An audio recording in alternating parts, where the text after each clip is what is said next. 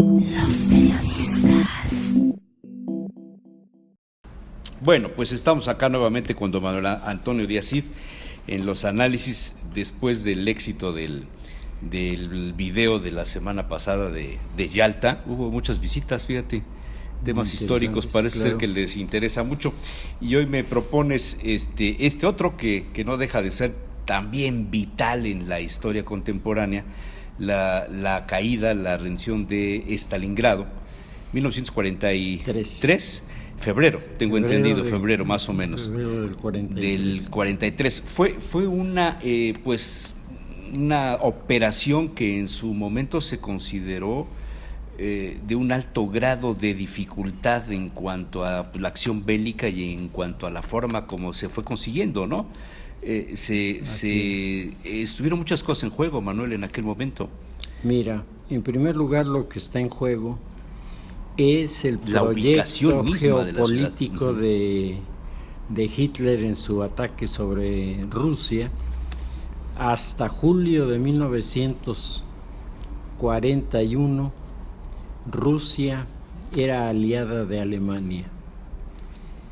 Hitler desencadena la guerra sin previo aviso, sin declaración, simplemente comienza a realizar actos de guerra y de manera muy especial espera para el ataque a Rusia a que los ferrocarriles rusos que venían cargados de trigo crucen la frontera para Alemania, es decir, eso es para Alemania, y en ese momento inicia la guerra.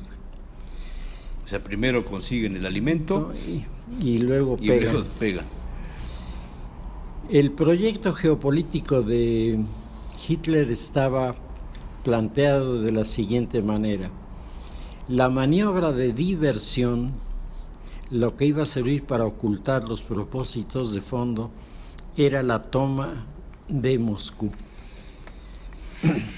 Entonces, aunque el frente central se prepara de manera importante, los generales alemanes sabían que el objetivo estratégico era el conjunto de pozos de petróleo en el mar Caspio, que era hacia donde se dirigía la segunda invasión después de Polonia. La de Polonia corresponde a un tercer proyecto. Todos se ejecutan al mismo tiempo. Unos atacan por el centro, otros se van en dirección del Cáucaso, y otros se van en dirección a lo que se llamaba Leningrado, hoy San Petersburgo.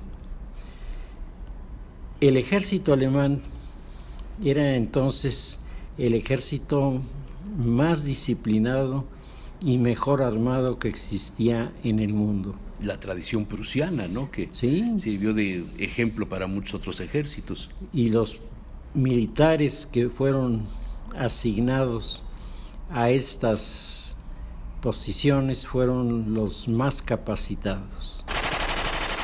¿Qué es lo que pasa? Perdóname, Rusia tenía en aquel, la URSS tenía también un buen ejército. Mira, Rusia tenía sobre todo una fuerza blindada muy importante, pero los servicios de inteligencia alemanes habían filtrado una noticia que era totalmente inventada, en donde hablaban de una conjura militar en contra de Stalin de parte de los jefes militares más conocidos y más preparados. Stalin, en medio de esta situación de delirio de persecución, inicia una purga de generales y a sus mejores personas, a las mejores gentes, a los que tenían los expedientes más brillantes, los fusila. O sea, se queda sin mandos, se queda sin estrategas. Y en el momento en que se queda sin estrategas, lo ataca Alemania. Tiene tropa, pero no tiene mandos. Así es. Entonces, el ejército es inmenso. pero sin oficialidad y sobre todo sin esa oficialidad que es la base de las batallas victoriosas, que es el conjunto de oficiales estratégicos, los que hacen la estrategia. Los rusos lo que presentaban pues era un montón de soldados sin mucho orden y desde luego sin ninguna idea de cómo enfrentar la Blitzkrieg alemana. Los rusos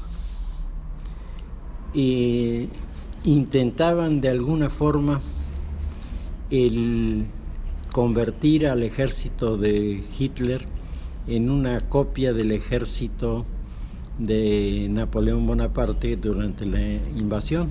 Se repite hasta la estrategia, digamos, de la forma como se pretende penetrar en el territorio soviético. Así es. Y se cometen los mismos errores. No se cometen los mismos errores. En primer lugar, porque el frente abierto por Napoleón Bonaparte es chiquitito. Es muy largo, pero es muy pequeño. En cambio, el de los alemanes es... Y en época de invierno, donde además ese era el otro enemigo, ¿no? Que es el gran enemigo del que nunca se hablaba y que tuvo consecuencias terribles sobre los combatientes por no haberlo previsto. Sí, hay unas escenas en varias pinturas en los museos en donde se refleja pues verdaderamente la catástrofe del imperio francés, ¿no? La derrota de Napoleón en una aventura en la que embarcó a una cantidad de soldados sin las vituallas, se dice, sin el ropaje, sin las condiciones físicas para enfrentar el frío. Claro. No solamente el armamento de los soviéticos, bueno, de los rusos en aquel momento, ¿no? Sí, es cierto. Porque Napoleón es antes.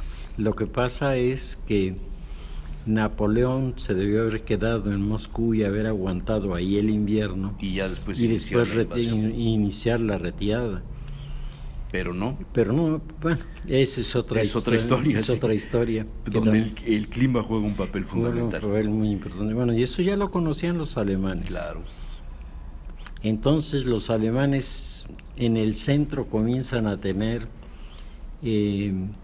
batallas verdaderamente espectaculares, en las que el número de prisioneros, 500,000 de prisioneros en una de las maniobras. Si te acuerdas, Jesús Manuel, la estrategia de la Blitzkrieg era lanzar por delante las columnas de tanques apoyadas por los aviones, por los famosos Stukas, que iban apoyando a la punta de lanza de los blindados, y luego venían las corporaciones transportadas, era infantería transportada. Entonces llenaban rápidamente los espacios, cooptaban a sus adversarios en un medio círculo en el que los rusos no sabían por dónde moverse. O sea, los dejaban una especie de isla, ¿no? Así es, y entonces se rendían. Esto provocó rendición tras rendición, y en ese sentido el frente del centro parecía lograr su propósito, y ahí ocurre un fenómeno que hoy los estrategas revisan. Los militares que han hecho sus memorias han considerado esta etapa como una de las más aleccionadoras de lo que sucede cuando sobre la marcha abandonas el plan original. Entonces, sintiendo que iban muy rápido en sus victorias, los alemanes quisieron tomar Moscú. La idea de Hitler era... ¿Se aceleraron?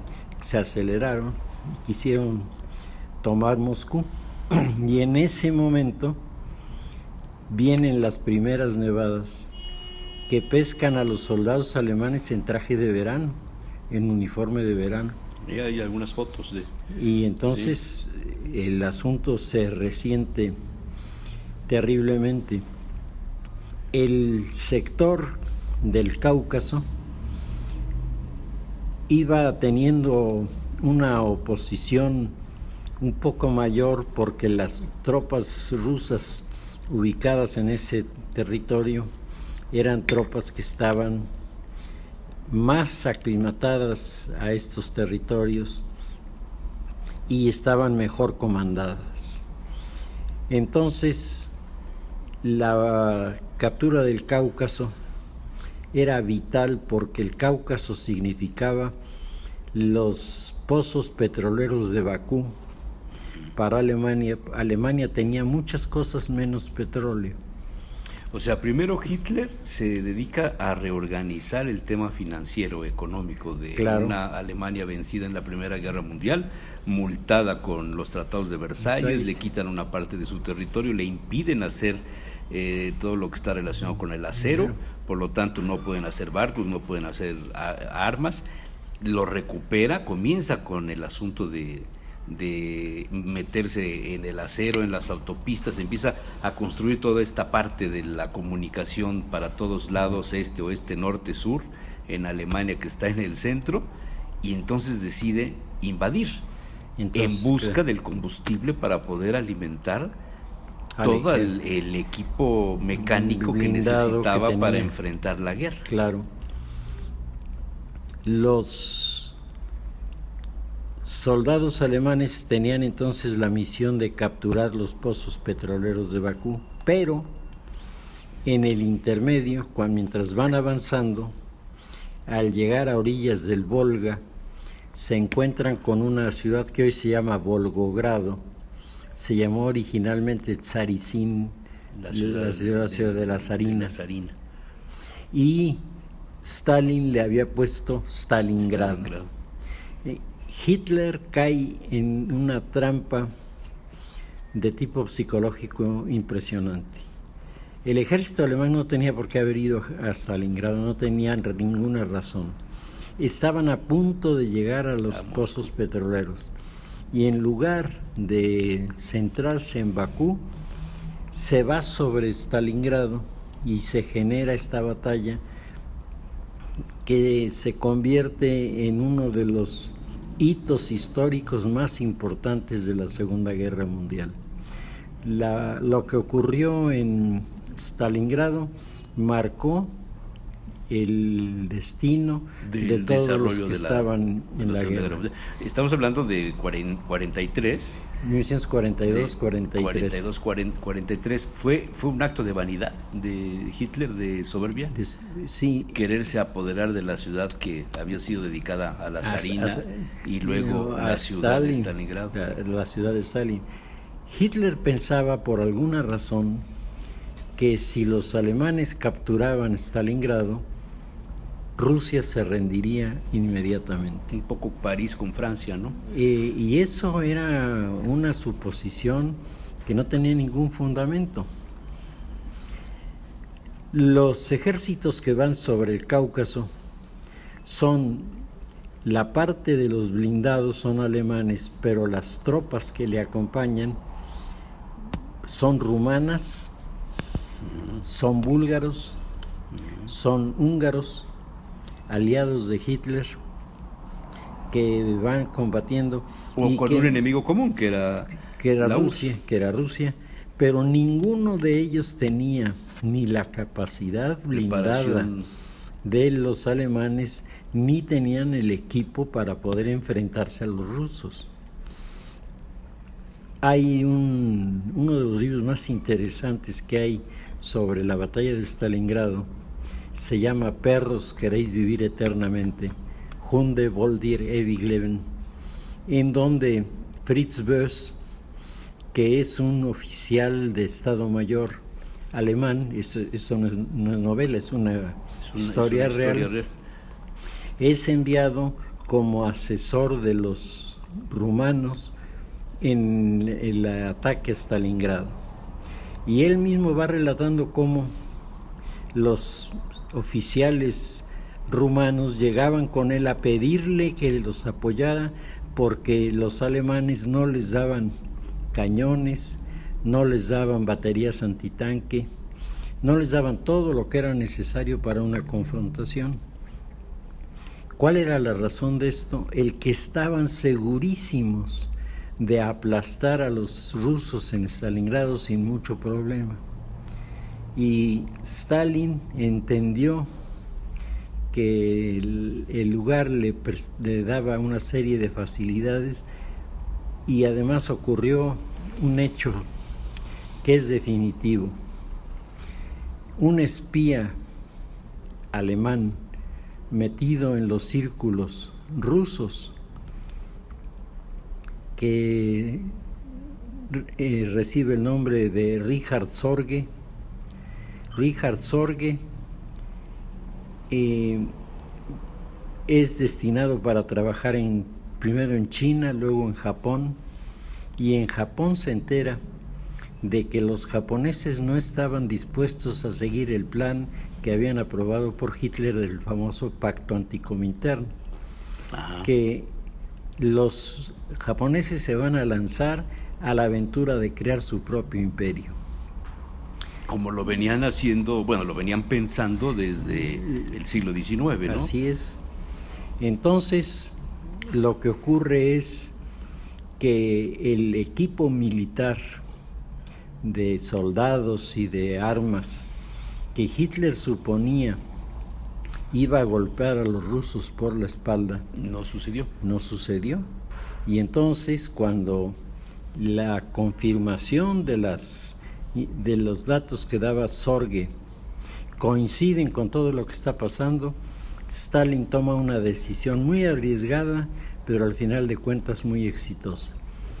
Todos los blindados que estaban en la frontera de Manchuria, todos se fueron sobre la ciudad de Stalingrado, y de repente los alemanes se enfrentaron a un contra lo que no habían conocido, contra un muro tremendo, contra un muro de acero.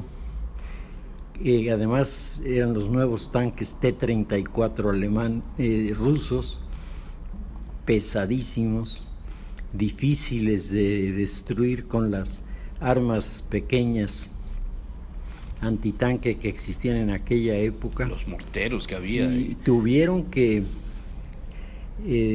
usar los cañones antiaéreos como armas para defenderse o para atacar a los tanques rusos, y Stalingrado se volvió el ejemplo más claro de la defensa del territorio, no por la ideología, sino porque eran rusos contra alemanes, llevada hasta sus últimos extremos. La batalla por Stalingrado se dio casa por casa, se dio edificio por edificio. Los pilotos de bombardeo, dice Hans Ulrich Rudel, tenían sobre las rodillas el mapa de la ciudad para ver a dónde iban a dejar caer sus bombas.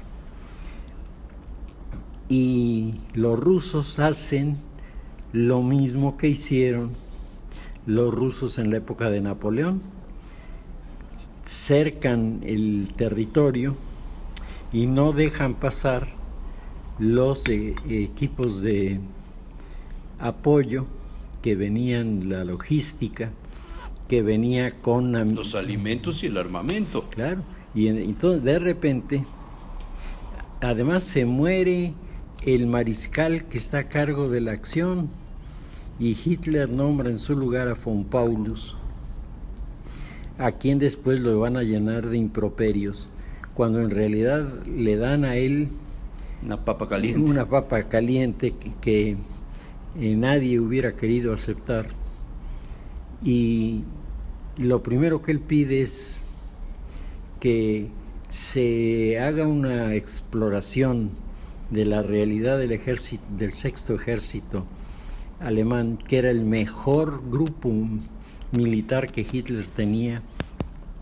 El sexto ejército había sido victorioso en todas las batallas que había librado en Europa y traía una moral altísima. Hitler piensa que los soldados naturalmente van a tener ánimos para enfrentarse a los rusos, pero los ánimos se ven disminuidos cuando los alemanes se encuentran con los T-34 y sin armamento adecuado para combatirlos. El Waterloo de Napoleón. Entonces, comienza el forcejeo en la ciudad, en donde juegan un papel importantísimo. O sea, la Segunda Guerra Mundial empezó a perderse ahí. Ahí se ¿no? decidió. Los rusos emplean los francotiradores. Hay una película reciente muy bien hecha que se llama Enemigo a las puertas, que relata la lucha de los snipers, de los francotiradores. En una iglesia, ¿no? Dentro de la ciudad, ¿no? De la ciudad. Ajá. Sí, creo que haber verdaderamente interesantísimo. En la filatelia, recuerda de que yo soy filatelista. Sí. Cosa que ya casi nadie usa, ¿verdad? Hay una estampilla que emitió el gobierno ruso en esa época, en donde habla de la batalla de Stalingrado, y el elemento, la figura simbólica es un francotirador. Es el valor que le dieron. Es más, con nombre y apellido, que en un ejército como el ruso, que renegaba de hacer destacar a las personas, le dieron un renombre a este personaje, que además se ve que era un tirador excepcional, que digamos era como una competencia interna mientras la Gran Guerra se iba librando. Cuando llegan los tanques que provienen de Siberia y cruzan el Volga para atacar a los alemanes, lo cruzan por el lado de los rumanos. Los rumanos no tenían más que ametralladoras para defenderse de los tanques. Hans Ulrich Rudel relata de una manera muy equivocada el comportamiento de los rumanos, acusándolos de cobardes porque salen corriendo. ¿Pero con qué se defendían? Pero no tenían un solo cañón para defenderse. Entonces se cierra el círculo, y cuando se cierra el círculo... Sí, bueno, Rumania nunca fue un país que fuera militar, importante por su cuestión por su militar, ejército, ¿no? Sí. Cuando se cierra el círculo, von Paulus pide autorización para romper el cerco y retirarse. Hitler se enfurece, y entonces se convoca una mesa de trabajo con los oficiales de Estado Mayor, y se les va consultando su opinión sobre qué se puede hacer en Stalingrado. Jesonek, uno de los estrategas más brillantes que tenía el ejército alemán, se para frente a Hitler y le dice: este escenario de control no nos va a durar mucho, y si toman los rusos el aeropuerto, nos van a impedir hacer llegarles avituallamiento, y por lo tanto yo pido que se retire el Sexto Ejército. Le preguntan a von Rundstedt, el gran sacerdote de la estrategia, como le decían, y Rundstedt dice: yo apoyo a Jesonek. Y en ese momento Hitler dice: pues nos retiramos. Y entonces entra Göring y le dice: pero mi Führer, la Luftwaffe puede abastecer a los soldados. Grandes planeadores a la luz de la luna llegarán a los aeropuertos llevando todo lo que hace falta.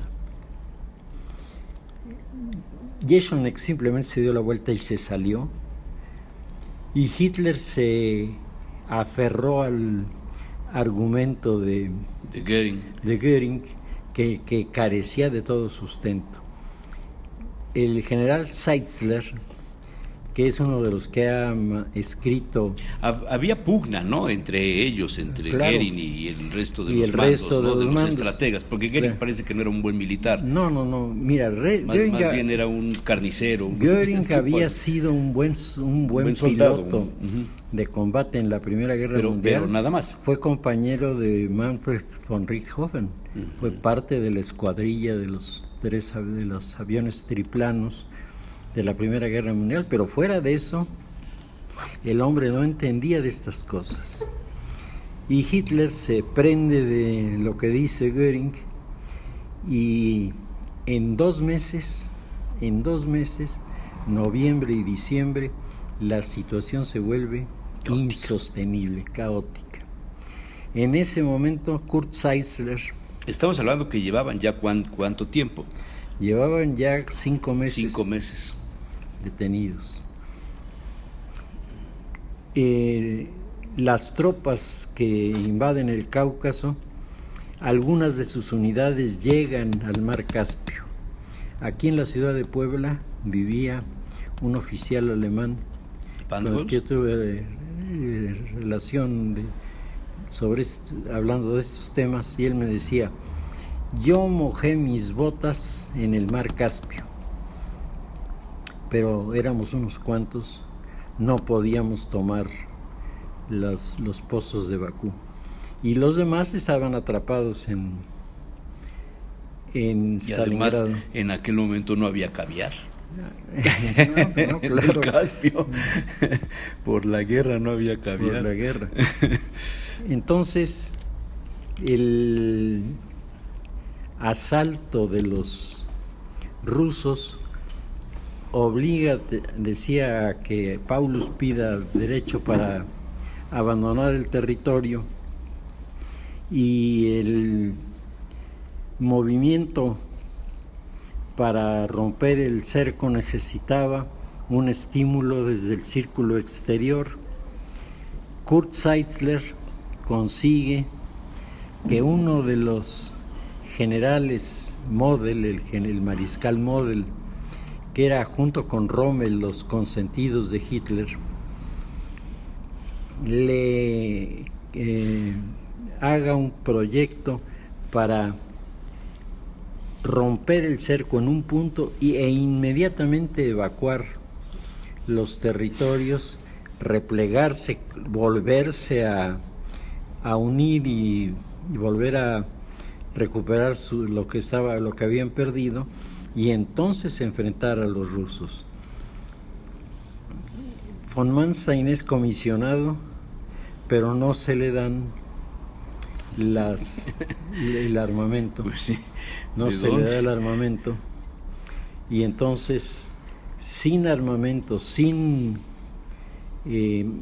soldados experimentados en la lucha, Manstein no llega. Manstein tiene que replegarse, y es la primera vez en donde los lobos atacan a los soldados alemanes en la retirada. Eso no había ocurrido en todo este periodo. Fue una marca de cómo estaban destruidos muchos de los recursos alemanes que sucedían estas cosas. Von Paulus pide permiso para rendirse, y Hitler dice que los mariscales alemanes no se rinden, se suicidan. Pero Von Paulus, que no estaba convencido del suicidio, no cumple la orden. O sea, no era Choltitz el único que se rebelaba. No, ya muchos. El caso de París, ¿no? Muchos ya se rebelaban.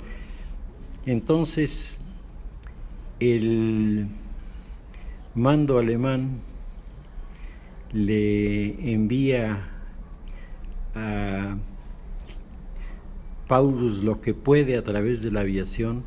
Los famosos grandes planeadores nunca llegaron. Los refuerzos de la Luftwaffe fueron un desastre. Con decirte que el caos total. En el mes de diciembre aterrizan los 2 últimos aviones de transporte que pudieron utilizar el aeropuerto. Los soldados corrieron a sacar el cargamento porque los aviones eran un blanco clarísimo para los morteros de los rusos. Entonces comenzaron a bajar. ¿Y qué crees que les habían mandado en los 2 últimos aviones que llegaron? ¿Qué mandaron?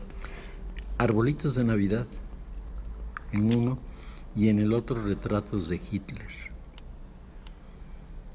No había. Verdadero. O es una burla o no había.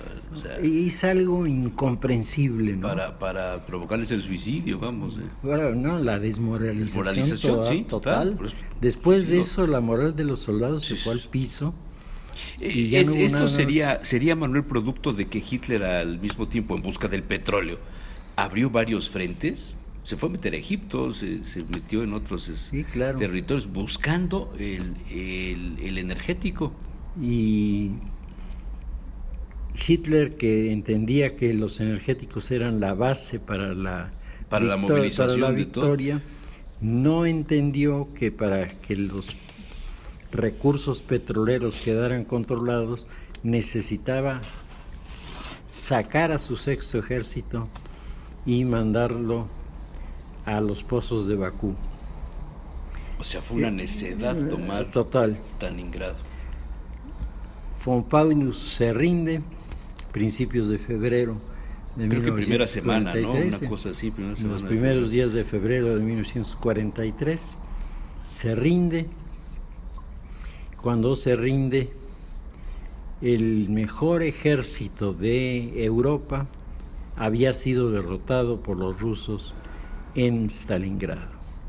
Las banderas se pusieron a media asta en todo el territorio alemán.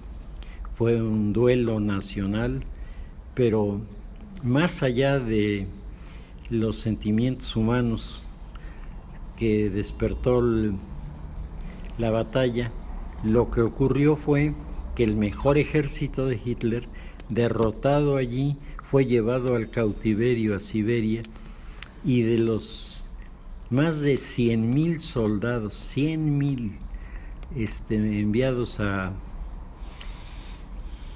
los campos de concentración, 11 años después, cuando se produjo la amnistía decretada por Khrushchev, 11 años después regresan a Alemania 12,000 soldados de los 100,000. Se murieron todos los demás. Se murieron de hambre, De frío. de frío. Lo mismo que hicieron los del eje los aliados con los alemanes Con en los el Rin, en alemanes los en- campos del Rin que nos comentabas la Así es. semana pasada. Sí, es una cosa verdaderamente desastrosa. Y en ese momento, toda la estrategia, la geopolítica que se había Pues creado, todo se modificó. todo se vino para abajo. Todo se vino abajo. Todo se vino para abajo. Y no Qué solamente... escenario, qué sí, tragedia, ¿no? No solamente se descompuso la parte sur, sino los rusos, que ya no tenían que cuidarse de los japoneses, comenzaron a enviar todas sus unidades a romper el bloqueo Claro. de Leningrado y a buscar para el futuro mejores posiciones para atacar. La batalla de Stalingrado está considerada la némesis del ejército alemán de la Segunda Guerra Mundial. Después de Stalingrado, los alemanes no volvieron a ganar ninguna batalla que tuviera importancia. 73 años de eso. A 73 años de eso. ¿Y crees que sea un fenómeno que se repita el que otros ejércitos en el mundo pues actúen con la misma obsesión? Mire, yo lo veo muy difícil. Ya hoy día... Nunca faltan locos, pero realmente es muy difícil porque... Porque entre Napoleón y Hitler pasaron algunos años, ¿eh? Así como no. Y el modelo que Hitler llevaba era Era muy más napoleónico. mucho más exitoso Claro, que el napoleónico, claro. y con mucho más proyección. Lo que pasa es que cuando los gobernantes creen que saben todo y quieren decidirlo todo es cuando vienen los grandes problemas, no nada más en tiempos de guerra, en tiempos de paz. Bueno, en la política, que finalmente es una guerra de estrategias, De estrategias, sí. Sí, bueno, hay ejemplos muy a la vista hoy día. Claro, cuando la gente se aferra. Tienes el caso de Nicolás Maduro, por ejemplo. Pues ¿no? sí, se aferran a posiciones que ya son indefendibles. Sí.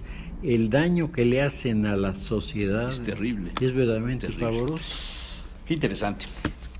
Pues una repasadita de la historia. Sí. A 73 años de la caída de Stalingrado, la ciudad de la zarina.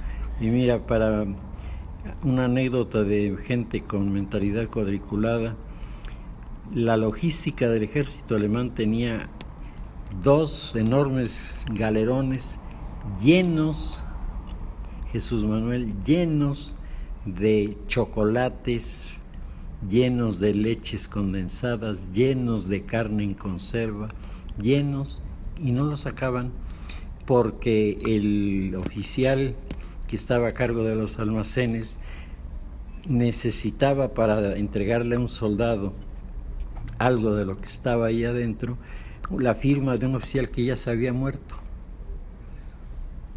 Entonces, cuando viene la retirada y los soldados se dan cuenta que estaba el alimento, de que ahí estaban los alimentos, los soldados cuadriculados se lanzan a querer saquear, y entonces los encargados incendian los para que no comieran, para que sus compañeros no puedan qué tomar. Barbaridad, qué barbaridad, qué barbaridad. Si hablar de mentes cuadriculadas, ahí hay una. Ahí hay un ejemplo muy increíble. Claro. Gracias, Manuel. Gracias.